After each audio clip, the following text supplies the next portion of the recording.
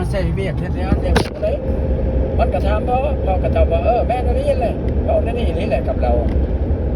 บ่ได้มั้งแต่ว่าเอามาซอยเลี้ยงหมูให้มีรายได้นำกันเขาก็ตอบมันนี่แล้วนั่นได้ดูพ่อแม่เราพ่อมากกี่บอนได้ที่ว่าเอามันแต่พอท่านเอาก็ได้เบ้ากับแม่ตัวละเอามาเนี่ยเอามาซอยไปเลี้ยงหมูซื้อได้ให้เข้าใจเด้อเจ้านะเอาบอกว่าได้ดี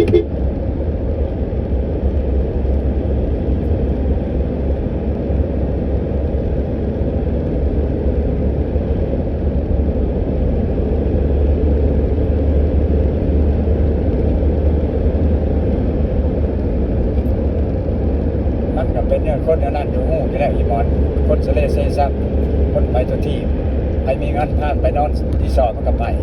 เสียมาเห็ดเมียเป็นรักเป็นแน่นแท่นมันก็เป็นไปบ่ได้แล้วก็โง่อยู่นอกให้สิไปยังเอาไปกันพอที่เป็นถูกนี่เอาเผลอแล้วนึงมันกันแล้วร้อยโทรไปหากันไปดีกว่าเด้อไปแล้วเจ้ามันเจ็บปวดกลัวนี่เป็นทุกข์นักเขาแล้วมาโอ้ยเบาแล้วเอาอีกบ่อนละแม่นว่ามันจะบอกเอาคอยสิมาอยู่นะมันก็จ้างเขาบอกให้มันมาเธอกระจักมันก็แม่โตเท่าไหร่ก็บ่ยอมแล้วบ่ลุกเลยแล้วสุดท้ายเขาก็ไปเบ้าอยู่ได้เบ้าอยู่เอิ้นยายก็ได้เบ้าก็ด่าเขาพี่น้องเขาก็ได้เพราะว่าผิดยังกระยาอภัยให้ทุกอย่างที่แม่ตัวเฮ็ดไปนั่นไปเรื่อยๆไปแบบนี้นะเอาอภัยให้กลับคืนมาซะไม่ต้องเว้ากันอภัยให้เฮ็ดเพื่อลูกเพื่อหลานเอาเว้าแบบนี้ว่าเป็นเพื่อตัวเองเพื่อตัวเองนั้นรับบ่ได้ดอกแบบนี้นะเพื่อลูกเพื่อหลานก็อยากให้ลูกหลานมีผลด้อยหลานมีให้พ่อพาทิมกันลูกหลานลูกพวกเคียงบ้านป้าเว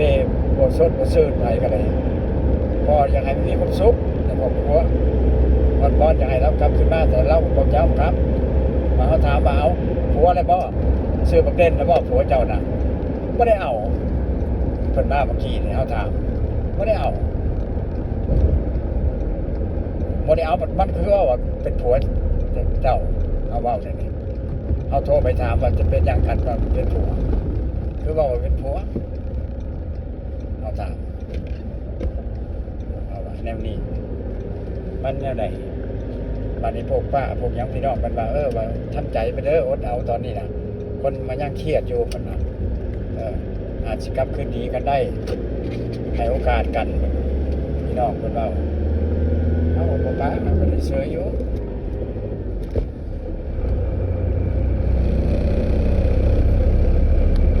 หรือว่าสิป้าทีมเอาแบบนี้แล้วเห็นเอาตกต่ำเห็นเอาไปบ่รอดเห็นยังบ่รอดนี่สินกระทงหัว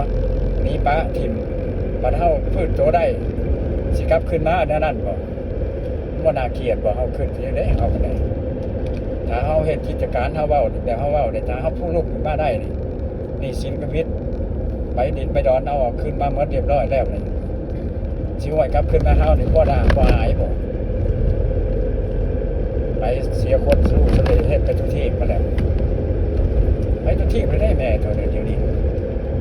เป็นผีเป็นเพแล้วได้ใจเราก็อยากอยู่กับแม่เราแล้วเจ้าก็ไปกวนลาวีเขา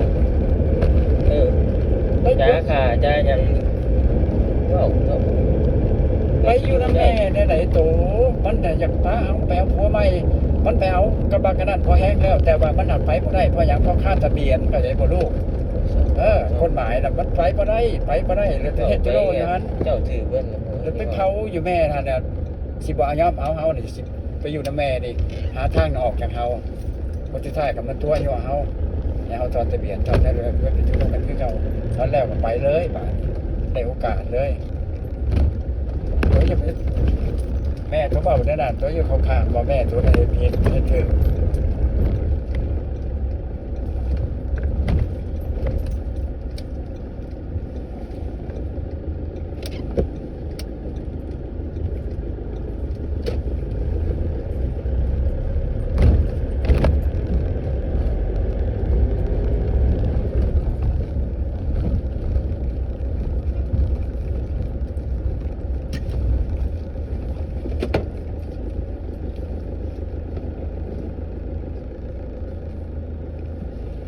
เขาบ่ได้ลงเด้ อืม